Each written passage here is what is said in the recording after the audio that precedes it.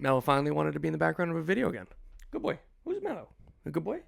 Let's go Knicks. Bing bong. Yeah! What's going on, everybody? Welcome back. MLS 5-a-side, Week 8. I'm standing to the side because young Melo here finally wanted to come watch a video, so I'm going to be a little off-center for a second.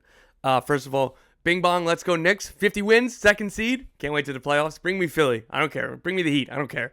Let's go. I can't wait for the Knicks. Almost a quarter through the season, which is pretty wild to say out loud. It feels like everything's still new. There's patterns taking shape. The table is taking shape. I feel like I'm saying the same things over and over again in these intros because I don't know what the hell to say in these intros. And what else can you say at the beginning of an MLS season where, you know, we've got 7-8 weeks, 7-8 games of data points for every team, but we're still very far away from the playoffs and we're kind of still far away from the summer of soccer. So, you know, that's how an MLS season goes. We're in that time of the season.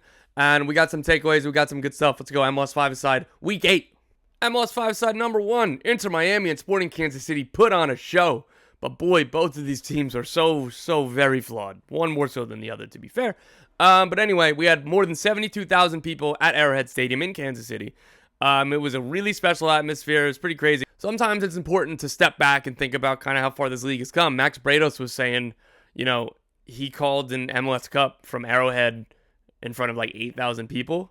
And now there's 72,000 people at a regular season game in April for Sporting Kansas City versus Miami. Look, obviously this is drawn by Messi, but Messi's a part of MLS right now. So it is pretty cool once in a while to take a step back. Like, man, it's unrecognizable where this league was a decade ago, 15 years ago, hell, even 5 years ago sometimes. So once in a while, it's good to kind of just take a step back and appreciate that. And that doesn't mean that we should be planning a trophy parade of MLS has arrived because 70,000 people showed up to watch Lionel Messi in an MLS game. Obviously not. When he goes, I don't think Miami and SKC will be playing at Arrowhead Stadium in the future years. But hey, it's a good moment, and it's always nice to talk about good moments. Anyway, boy, did those fans get a show. Again, 3-2 into Miami won. We got a Messi goal. We got a Suarez goal. We got a couple Eric Tommy bangers. Diego Gomez goal. It was a lot of fun, but not necessarily for the right reasons for these two managers. These teams are so flawed defensively, and it made for a super fun game at least. Miami's new right back, Marcelo Weingart, is not very good. And I really like to give benefit of the doubt for new signings, adapting to the league, all of that, and maybe he turns it around, right? Got to be boring and say that and not write this guy off. But look, all I'll say is I am extremely curious what the MLSPA salary data is going to say on this guy's salary, because if they didn't save much money by trading DeAndre Yedlin, it's a horrible move, because they moved out from DeAndre Yedlin, and look, Yedlin was very open to being moved, and he's happy in Cincinnati, right? So it's not just a one-way street, right? But if they didn't save significant salary cap to move from Yedlin to Weingart, it's borderline atrocious in terms of a transaction. So I'm very curious to see what's going to happen. Along that defensive line for Miami, I really like Tomas Aviles. I think he's a very good player, and he's, you know, right now I might vote him. I think he's a very good player, and I haven't really sat down to dive into the 22 under 22 stuff, but he's going to be in that top 3 for me. Like, and he might be first. Like, I really rate him. But he's still a very young center back, and very young center backs are inconsistent because they're developing and they're growing. And this was a really good microcosm. He had a couple lows, but I thought on the whole, he was really solid, and he can reach highs that nobody else in this back line can do.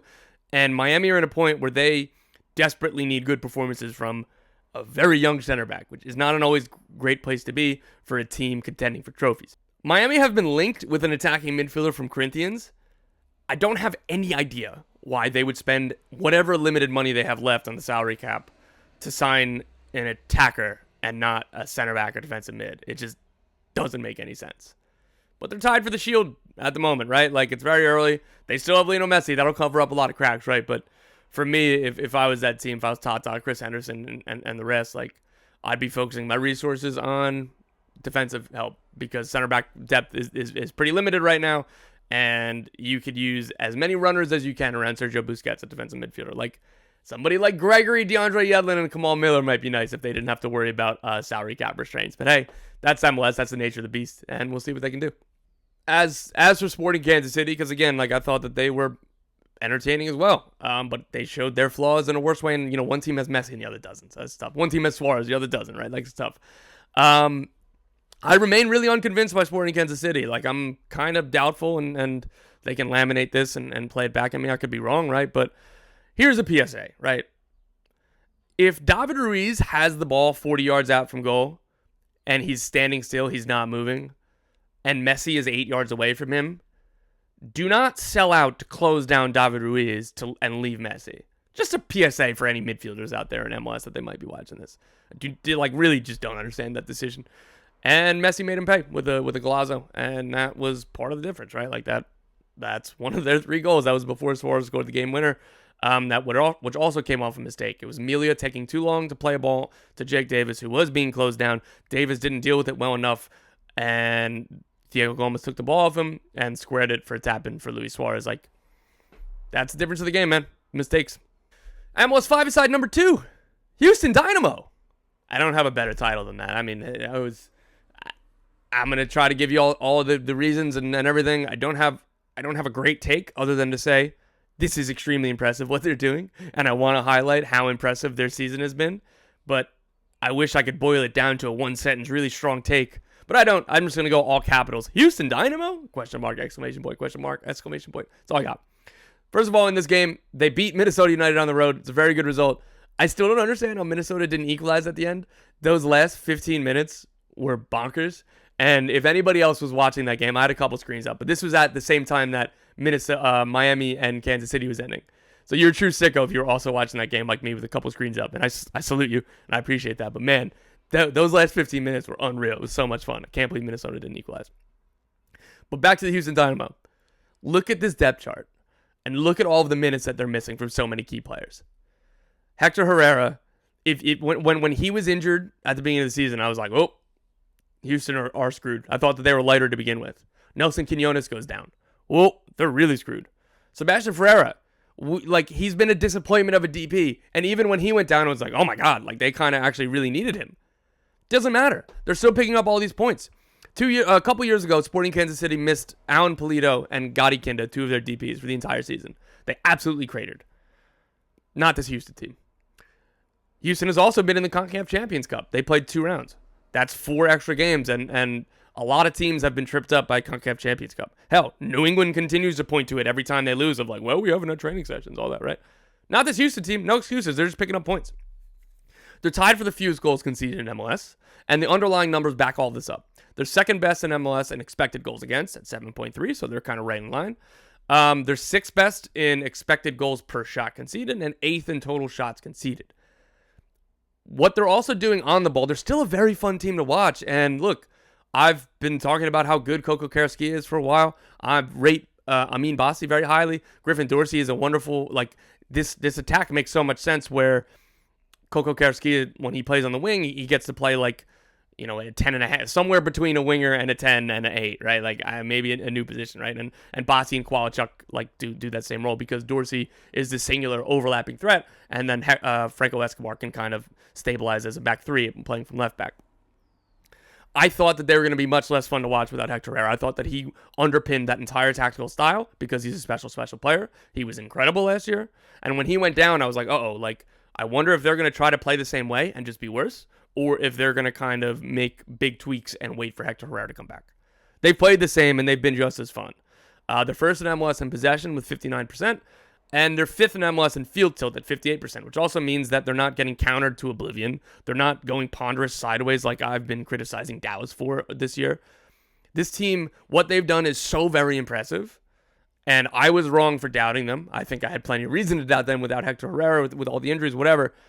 But I love stories like this where they've got 4 or 5 different excuses they could point to. If the Houston Dynamo were 9th right now, I'd be like, hell, well done to just tread water and wait for Hector Herrera to get back and hopefully Sebas Ferreira and see if you could add another signing. I'd be like, great, well done. They're going a step beyond. Again, in this Minnesota game, it could have very easily been a draw, right? They could have lost as well. Any individual result, I get it. But, man, this team has all the excuses they could be using. They don't need them right now. So, well done to Ben Olsen, Houston Dynamo, that whole team. MLS 5-a-side number 3. Liel Abada is exactly what Charlotte FC need. Charlotte FC's club record signing from Celtic is a legit difference maker on the wing. He makes life easier for Curran Vargas on the other side because he is significantly better as a third attacking option than the guy who has to be relied on. If your team is relying on Curran Vargas, that's unfair to the player, and that's just a bad recipe. And that's kind of where Charlotte were at the beginning of the season. So now with Lionel Abada, he's the guy, he's the talisman. Hopefully you get better performances from Enzo Capetti, or more productive performances, I should say, from your DP center forward, and then Curran Vargas can pick his spots. He scored just like they won 3-2 over Toronto. Probably should have said that earlier. They won 3-2 against Toronto. Curran Vargas scored. Leo Abada scored. Patrick Agyemang scored. I'm pretty convinced pretty quickly that Abada is a very good signing. Things can change very quickly, of course, but at this stage right now, I really like what he's given to the team. I think stylistically he fits. He's somebody, his dribbling and directness was so much needed in this team. He'll make mistakes. He'll lose the ball right, but he should have that freedom to, hey, go be our special player. Go be our piano player. We'll have the piano carriers around you. Enzo Capetti, for what he hasn't given in goals, he's a very industrious center forward. His off-the-ball movement in attack is very good. His against-the-ball work rate defensively and pressing is very, very good. I think that the structure is set up very, very well to get the very best out of Lionel Abada. And you look at Dean Smith, Jack Grealish, like that's going to be the obvious comparison in that, like, those Aston Villa teams, it was like, hey, we're going to be very difficult to beat. We're going to be very structured. We're going to work like hell. And Jack Grealish, we're going to give you the freedom to attack. You got to give back goal contributions. And I think that's what's going to happen right now with Lionel Abada. And we'll see what happens with further signings, because DP number 10, I'm very much assuming that's still top of the priority list. The transfer window closes next week. I don't expect a DP 10 to come in before then. Like, I think this would be a summer move. But I'm told Charlotte FC might not be done in the transfer window. So that's just a team to watch. And Houston as well. We could have mentioned that 5 minutes ago. But Charlotte is a team to watch over the next week. I believe that they're still working on a signing. We'll see if it gets done. Check back in on my Twitter feed, theathletic.com. Hopefully I'll have some news to break at some point. But anyway, I still like Capetti in theory next to Abada. But I admit that I've probably given the longest leash to Enzo Capetti of anybody outside of Charlotte. Again, I could just very much be wrong, but what he gives you off the ball and, both in and out of possession, I think that works with Lionel Abada. I think that works with this team. We'll see kind of what happens. And I really like Patrick Agyemang off the bench. Even saying all of that about Capetti and Agyemang scored again. I kind of think he has to start next week, right? He kind of has to start. So we'll see. And that's good news. Competition is good. Patrick Agyemang playing very well is good. I think it's going to be very hard to not put him in the starting 11 next week, and we'll see kind of where they go from there. MLS 5-a-side number 4. Welcome home, Laurent Courtois. CF Montreal in their home debut, they beat reigning Supporters Shield winners FC Cincinnati 2-1. Montreal opened up much more in their home debut under Laurent Courtois, and I think this is a much better representation stylistically of this team, what we'll see, rather than the more pragmatic opening 6 games of the season, where, again, they picked up 7 points on the road. Could have been more. A couple really weird results in there, like that 4-3 loss to Chicago in the wind with a lot of questionable refereeing decisions. Again, it could have been more points. Regardless, I think if you offered them 7 points out of their first 6 road games, they would have absolutely taken it. Now they're going to win in their first home game, and they looked more expansive, more expressive. Mateus Kokoro, I think he's awesome. He got hurt again. I feel like every game the trainers have to come to him, which is super unfortunate. I hope that this isn't a serious injury and he'll be able to, be fit consistently. But the good news about this Montreal team is they have, I don't know how much different players 12 through 18 are than players 3 through 8, right? The strength of this team is they have so many different options, and they have a lot of starting level quality, if not star quality, right? Joseph Martinez came in, and he's kind of cooking again. 2 goals and 3 assists in around 400 minutes or whatever. Look, he looks much better than he did with Miami last year. He looks like he's moving better. I love to see it, man. I can't overstate how special his 2017 to 2019 was and how much fun he was. And I think we've all given up that he's ever going to get back to that, and that's fine because that was a legendary player, one of the very best center forwards this league has ever seen on his day. But if he is a difference maker again, I didn't quite understand this signing when Montreal signed him. Now I get it, right? He looks much better. This has been super cool to watch. So it's fun to watch Joseph. We haven't gotten a ton from Yankov.